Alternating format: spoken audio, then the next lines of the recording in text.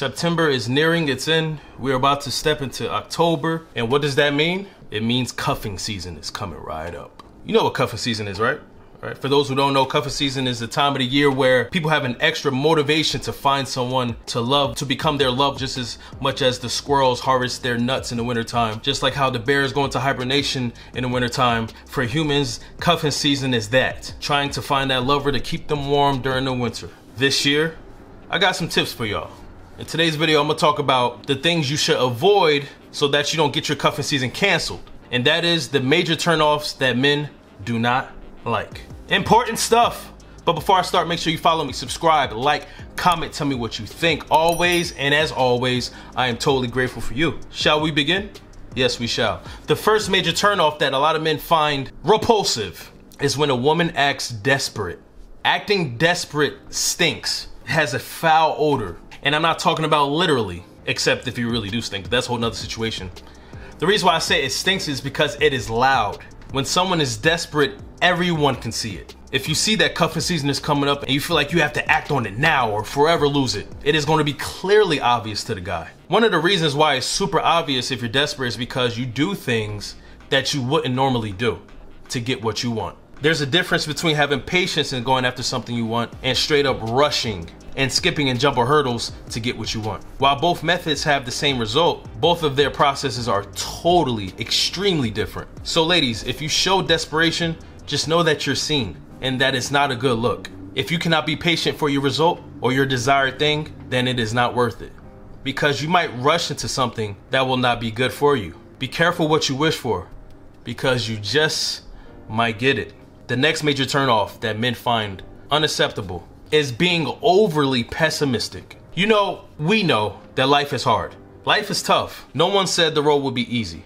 We all understand that. So what help, what benefit is there to linger on that? Cry about it. Make other people feel as bad as you do. Like, we all know that life is a blessing, but it is not easy. But the best way to handle life is to try to make it easier on yourself. But if you don't make it easier on yourself, most likely you're making it harder on everyone else. No man and no partner wants to be with someone who makes them feel the tragedies and the turbulence and the pains of life. No one, because we're all dealing with it. So why do I want to feel that with you? One of the beautiful things about having a partner and being a partner is being that difference for your partner. Like, you don't want to go with another you. Because I know I would never want to be in a relationship with another me. Having a partner that gives you that escape, that home away from home, that light in the darkness, the balance to life. There will be no balance in your relationship, no balance in your life if your partner is bringing on the troubles in life. We look for making the best out of life. And therefore being pessimistic hurts that. It's a downer. It drains energy. It's redundant. It serves no beneficial purpose. So please do not be that person who goes to a potential man or your lover and complains about the pains of life. It is okay to talk about the things that goes on in your life, but to constantly complain and burden your partner with your burdens does none of y'all no good, and it is a major turnoff, right?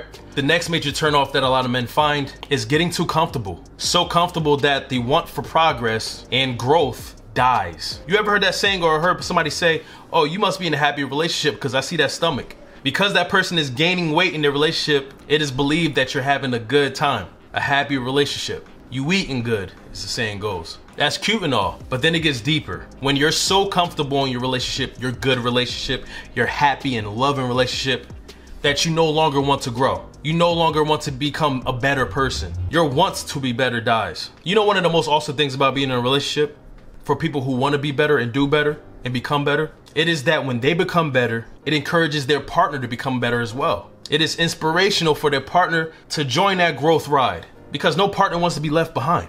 So if I see my love doing better, I know I need to step it up too. I know I need to do things to better myself too, because I don't want to hold her down. We got to rise up and elevate together. That's the name of the game in love. But when I see my partner get so comfortable in our happy love that she no longer wants to grow or develop or become better, that is a major turnoff to me, because I do not want to be the only person trying to elevate, trying to become a better student, trying to become a better partner or husband for y'all situation, or father, whatever the case is. No man wants that imbalance in his relationship, and neither should you. So never get too comfortable. Never get caught lacking, because love is eternal. It's always growing. And if that's true in your relationship, how backwards would it be? How opposite would it be for you to stop growing? You know what I'm saying? The next major turnoff that a lot of men find and what you should avoid, especially in the incoming cuffing season, is dry communication and lack of effort, especially in long distance relationships. Now, I said especially in long distance relationships because this is the only way of communication for y'all, over the phone or over a device. Therefore, if you have dry communication, no effort in your communication over this device, then there's nothing else to have. It's not like me and you in person, we're talking. If you don't want to talk on the phone, I could come over your house and we could see each other in person. In long distance, that is not an option. But overall, outside of that, dry communication, lack of effort, shows that you have a lack of want for me. And who wants that? When you're putting effort in your communication with me, it shows that you want to be with me. It shows that you want to deal with me. It shows that you want me, period.